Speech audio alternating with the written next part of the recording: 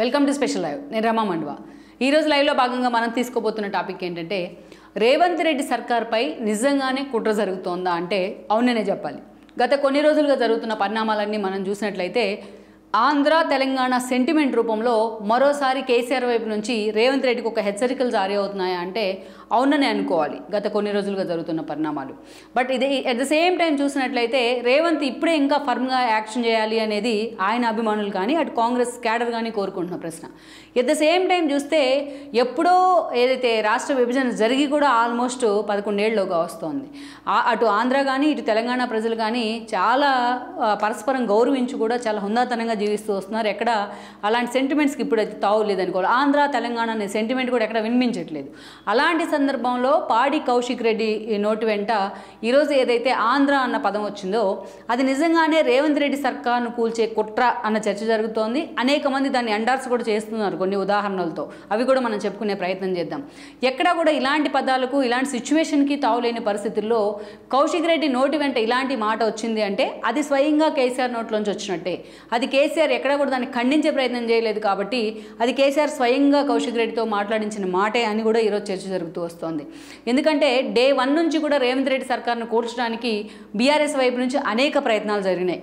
స్వయంగా చాలామంది నేతలు ఈరోజు రేవంత్ రెడ్డి ప్రమాణ స్వీకారం చేస్తే తెల్లారేటప్పటికే చాలామంది బీఆర్ఎస్ నేతలు అది 2 రోజుల ముచ్చటే 3-4 ముచ్చటే అంటూ మాట్లాడారు. అలాంటి వాళ్ళు ఈరోజు మళ్ళీ కాంగ్రెస్లో కూడా ఉన్నారు, అది వేరే విషయం. సో అలాంటి నేతలు మాట్లాడుతూ వచ్చారు. ఒక కడియం శ్రీహరి దగ్గర నుంచి ఒక పల్లా రాజేశ్వర్ దాకా చాలామంది మాట్లాడుతూ వచ్చారు. అన్ని రకాల ప్రయత్నాలు చేసినా కేసీఆర్ వల్ల కాలేదు రేవంత్ రెడ్డి సర్కార్ని కూల్చడం అనేది. ఆయన పరిపాలన కావచ్చు, అదేవిధంగా సెక్రటేరియట్ విషయంలో కొన్ని ఫైల్స్ మూవ్ చేసే విషయంలో ఆయన ఫర్మ్గా వ్యవహరిస్తున్న విధానం కావచ్చు, ఇక అనేక ఇష్యూస్ ఈరోజు రేవంత్ రెడ్డిని చూస్తే ఒక హైడ్రాలో ఆయన తెచ్చుకున్న ఒక సూపర్ పవర్ సీఎంగా ఆయన తెచ్చుకున్న ఒక పేరు కావచ్చు, ఎలాంటి భేషజాలకు లొంగకుండా ఎలాంటి పెద్ద తలకాయలకు కూడా లొంగకుండా. మరోవైపు చూస్తే అటు ఫుడ్ సేఫ్టీ అధికారులు కానీ ఇటు ఏదైతే ఎడ్యుకేషన్ పరంగా కావచ్చు ఆయన తీసుకున్న నిర్ణయాలు, జాబ్స్ పరంగా కావచ్చు, సో గతానికంటే భిన్నంగా తన పరిపాలన ఉంటుంది అంటూ కూడా రేవంత్ రెడ్డి తాను ప్రూవ్ చేసే ప్రయత్నం చేస్తున్నారు. కానీ అలాంటి రేవంత్ రెడ్డికి ఈరోజు కేసీఆర్ అనేకసార్లు థ్రెటన్ కలిగించే ప్రయత్నం చేశారు. కనీసం ఒక గవర్నమెంట్ ఫామ్ అయితే ఒక గవర్నమెంట్కు ప్రతిపక్షాలకు ఆ గవర్నమెంట్ని టార్గెట్ చేయడానికి వాళ్ళ విధి విధానాల మీద స్పందించడానికి ఒక గ్రేస్ పీరియడ్ తీసుకుంటారు. అంటే దాన్ని హనీమూన్ పీరియడ్ అంటాం. కనీసం మినిమం 1 మంత్ నుంచి 6 మంత్స్ వరకు కూడా గ్రేస్ పీరియడ్ ఉంటుంది. ఆ గ్రేస్ పీరియడ్ కూడా రేవంత్ రెడ్డికి ఇవ్వలేదు కేసీఆర్ అనుకో. ఆ స్థాయిలో రేవంత్ రెడ్డి మీద విరుచుకుపడుతూ వచ్చారు. బట్ ఆ విరుచుకుపడుతున్న దాన్ని అన్నిటినీ ఎక్కడికక్కడ సమర్థవంతంగా నిర్వహించుకుంటూనే తన పనేదో తాను సోలోగా ఆయన చేసుకుంటూ వెళ్తూ ఉన్నారు. బట్ అవకాశం వచ్చినప్పుడు ఎక్కడా కేసీఆర్ అనుకోని కూడా వదిలిపెట్టట్లేదు ఆయన.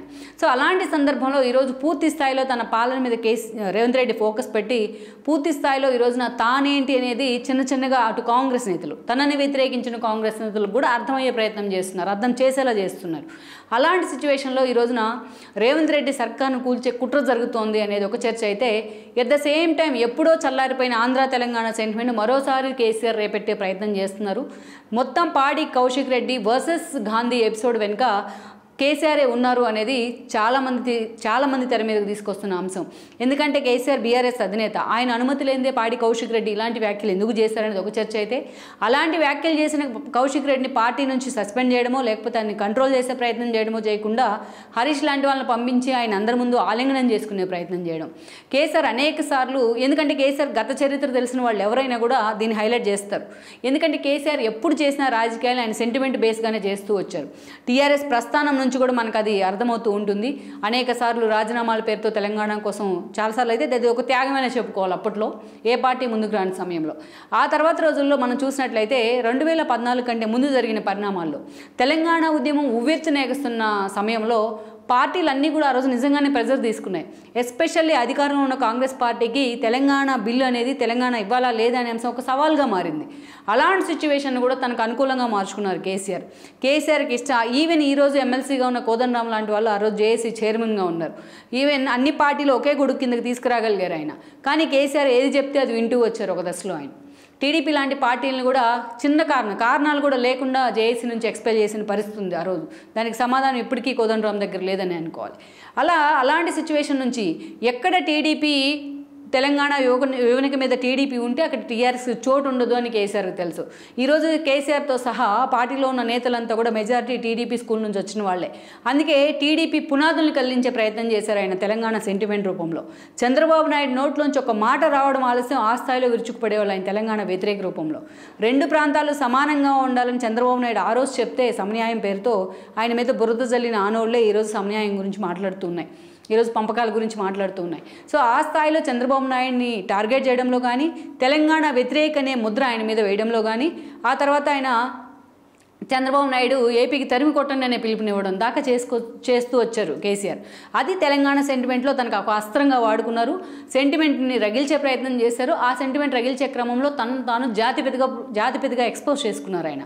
తెలంగాణ ప్రజలు కూడా కేసీఆర్ నమ్మారు. తెలంగాణ సబ్బండ వర్గాలు రోడ్ల మీదకి వచ్చి ఆ రోజు తెలంగాణ ఆకాంక్షను వినిపించాయి. ఒక కేసీఆర్ ఒకడే ఉద్యమం చేయడం వల్ల తెలంగాణ రాలేదు. అటు అధికారంలో ఉన్న కాంగ్రెస్ తాను 2 చోట్ల నష్టపోతానని తెలిసి సోనియా లాంటి వాళ్ళు ముందుకు వచ్చారు. బీజేపీకి ఉన్న పాత్ర కూడా పోతుందని తెలిసి తెలుగు రాష్ట్రాల్లో ఆ రోజు బీజేపీ సుష్మా స్వరాజ్ లాంటి వాళ్ళు తెలంగాణ బిల్లుకు మద్దతు ఇచ్చారు. బట్ ఇదన్నిటినీ కూడా తానే తెలంగాణ తీసుకొచ్చాను అనే విధంగా కేసీఆర్ ఎక్స్పోజ్ చేసుకున్నారు, పోర్ట్రైట్ చేసుకున్నారు. ఎక్స్పోజ్ కాదు యాక్చువల్గా. సో తెలంగాణ ప్రజలు కూడా నమ్మారు ఆ రోజు. అంటే తెలంగాణ ఉద్యమంలో టీడీపీని తరిమి కొట్టాలనే సెంటిమెంట్. అండ్ దెన్ అధికారంలో ఉన్న కాంగ్రెస్ అయితే టీడీపీని తరిమి కొట్టాలనే సెంటిమెంట్. అక్కడి నుంచి అదే టీడీపీతో పొత్తులు పెట్టుకున్నారు కూడా 2009లో కేసీఆర్. అక్కడి నుంచి ఆ స్కూల్ నుంచి వచ్చిన వాళ్ళే ఆయన. అండ్ దెన్ 2014 వచ్చేటప్పటికి తానే తెలంగాణ తీసుకొచ్చిన జాతిపితగా ఆయన పోర్ట్రైట్ చేసుకున్నారు. అదొక సెంటిమెంట్. నిజంగానే తెలంగాణ ప్రజలు ఆయన కష్టాన్ని కూడా గుర్తించి ఉండొచ్చు. అందుకే ఆయన సీఎంగా నెత్తిన పెట్టుకున్నారు. తెలంగాణ తొలి రాష్ట్రానికి ఆయన సీఎం అయ్యారు. ఆ తర్వాత చూసినట్లయితే తాను సీఎంగా 4 ఏళ్ల పాటు అవకాశం వచ్చినప్పుడల్లా ఎవరు తెలంగాణ గురించి మాట్లాడినా ఆయన తెలంగాణ గురించి, కేసీఆర్ పాలన గురించి, ఆయన వైఫల్యాల గురించి మాట్లాడినా వాళ్ళని తెలంగాణ వ్యతిరేకులుగా ముద్రేస్తూ వచ్చారు. తెలంగాణకు వ్యతిరేకి, తెలంగాణ ఒకటే తాను ఒకటే అన్న విధంగా పోర్ట్రైట్ చేస్తూ వచ్చింది కేసీఆర్ సర్కార్. ఇక 2018లో ఎలాంటి కారణం లేకుండానే ఎన్నికలకు వెళ్ళారు. యథావిధిగా ఎన్నికలు జరుగుంటే కేసీఆర్ ఓడిపోయి ఉండేవాళ్ళు ఆ రోజు మైట్ బి. కానీ లాస్ట్ మినిట్లో బీజేపీతో ఏదైతే ఎన్డీఏ నుంచి బయటకు వచ్చిన కారణంగా చంద్రబాబు నాయుడు వెళ్ళి కాంగ్రెస్తో కలుస్తున్నారు. దీన్ని తెలంగాణ ఎన్నికల్లో ఆయన ప్రచారం రూపంలో వెళ్ళున్నారు.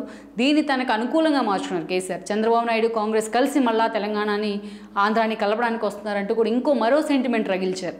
సో రగిల్చడమే కాదు, అది సెంటిమెంట్ అస్త్రంగా మార్చుకున్నారు. మళ్ళీ హిట్ అయ్యారు ఆయన. దెన్ తెలంగాణ సమాజం మళ్ళీ కేసీఆర్ ఓన్ చేసుకుంది, మళ్ళీ సీఎం అయి ఉన్నారు.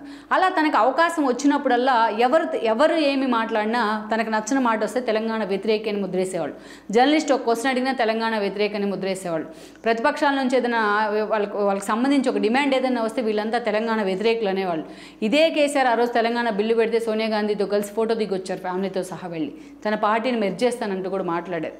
ఎక్కడికక్కడ సెంటిమెంట్ని తనకు అవకాశంగా మార్చుకోవడంలో, దాన్ని తనకు అనుకూలంగా వాడుకోవడంలో కేసీఆర్ని మించిన మొనగాడు రాజకీయాల్లో లేరంటే అది ఆశ్చర్యం కాదు. సో ఆ తర్వాత మనం చూస్తే ఎప్పుడు సెంటిమెంట్ అస్త్రం ఎన్ని రోజులు పనిచేయదు. కానీ అవకాశం వచ్చినప్పుడు ప్రజలు దాన్ని తెలుసుకుంటారు. ప్రజలు రాజకీయ నాయకుల కంటే కూడా చాలా తెలియగలవాళ్ళు. అందుకే కేసీఆర్ అటు బీజేపీతో కలిసి ఆడిన డ్రామాలు అంటే ఆ దిశగా కాంగ్రెస్ పోర్ట్రైట్ చేయగలిగింది. అందుకే ఈరోజు రేవంత్ రెడ్డి సీఎంగా ఉన్నారు.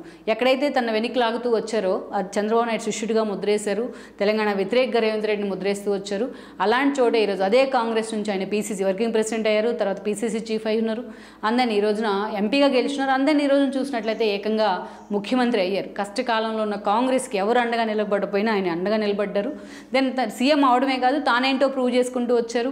ఎంపీ ఎలక్షన్స్ వచ్చేటప్పటికి అది తనకు మ్యాండేట్ అంటూ, తన పాలనకి మ్యాండేట్ అంటూ ధైర్యంగా ప్రకటించారు ఆయన.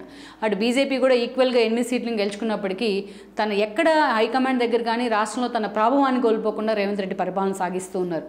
ఈరోజు మహేష్ గౌడ్ లాంటి అత్యంత తన నమ్మకస్తున్న రేవంత్ రెడ్డి పీసీసీ చీఫ్గా ఎంపిక చేయిస్తున్నారంటేనే ఆయనకి రాహుల్ గాంధీ దగ్గర ఎంత హోల్డ్ ఉందనేది మనకు అర్థం చేసుకోవచ్చు. ఇటు పాలనా పరంగా కూడా తానిచ్చిన హామీల విషయంలో అంతే ఫోకస్డ్గా వెళ్తూ ఉన్నారు రేవంత్ రెడ్డి.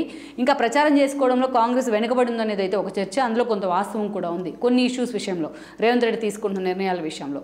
ఇక అటువైపు నుంచి చూస్తే కేసీఆర్ ఎక్కడా కూడా ఇప్పటిదాకా డే 1 నుంచి కూడా ఆయన ఎప్పుడైతే సీఎంగా టీఆర్ఎస్ ఓడిపోలేందో బీఆర్ఎస్ మొన్న ఆయన కనీసం సీఎంగా రిజైన్ చేయాలైనా గవర్నర్ దగ్గర కూడా తన అధికారిని తన పిఎని పంపించిన పరిస్థితి ఉంది. యాక్చువల్గా సీఎంఏ వెళ్ళి ఇవ్వాలి తన రిజైన్ లెటర్ని గవర్నర్కు. తన ప్రోటోకాల్ అది యాక్చువల్గా, అది పాటించలేదు. అదేవిధంగా తన భద్రతాధికారులను మధ్యలో రోడ్డు మీదే వదిలేసి ఫామ్ హౌస్కి వెళ్ళిపోయినారు. అది కూడా ఒక ఇగో అనుకోవాలి ఆయన. ఇన్ని సంవత్సరాలు తనని దాదాపు 10 ఏళ్ల పాటు సీఎంగా గెలిపించిన ప్రజలకు, సీఎంగా తను పరిపాలించిన పాలనలో తను చూసుకున్న ప్రజలకు తన గ్రాటిట్యూడ్ చూపించాల్సిన అవసరం ఉంది.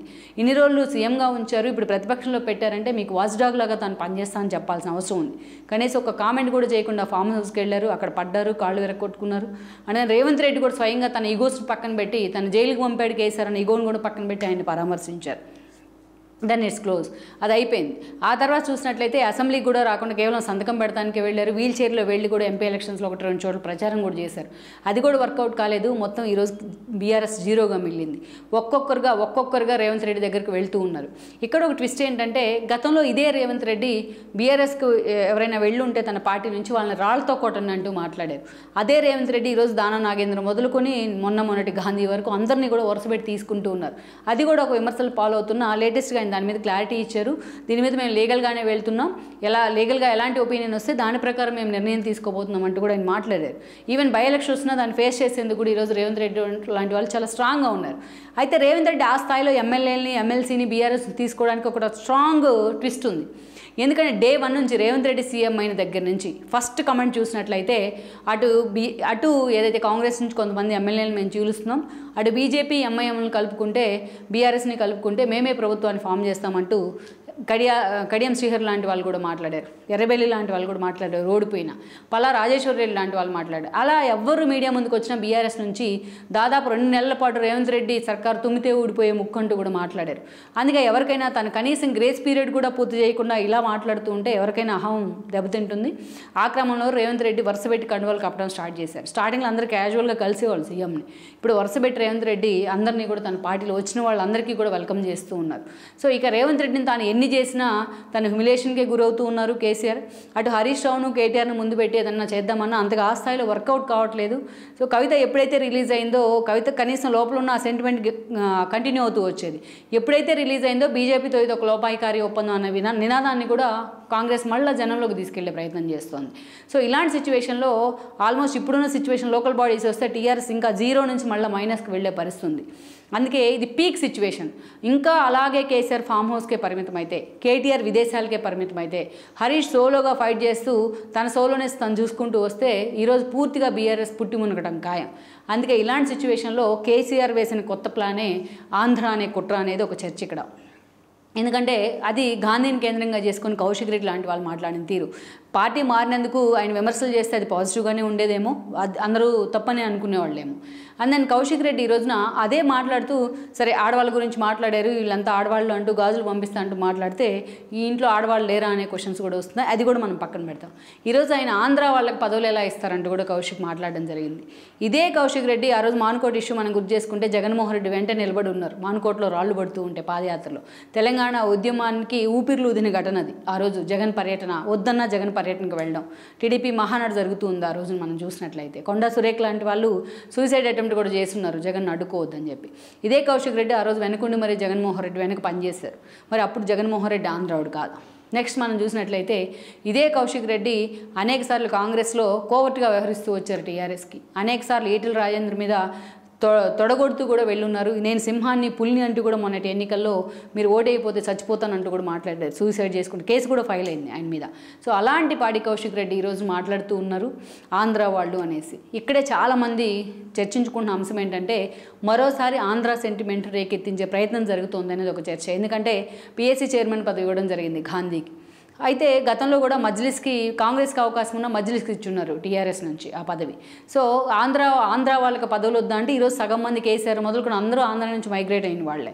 ఇక ఆంధ్ర తెలంగాణ అన్న సెంటిమెంట్కి ఇక తావులేదు, పరిపాలన మీద అందరూ ఫోకస్ పెడుతున్న పరిస్థితి.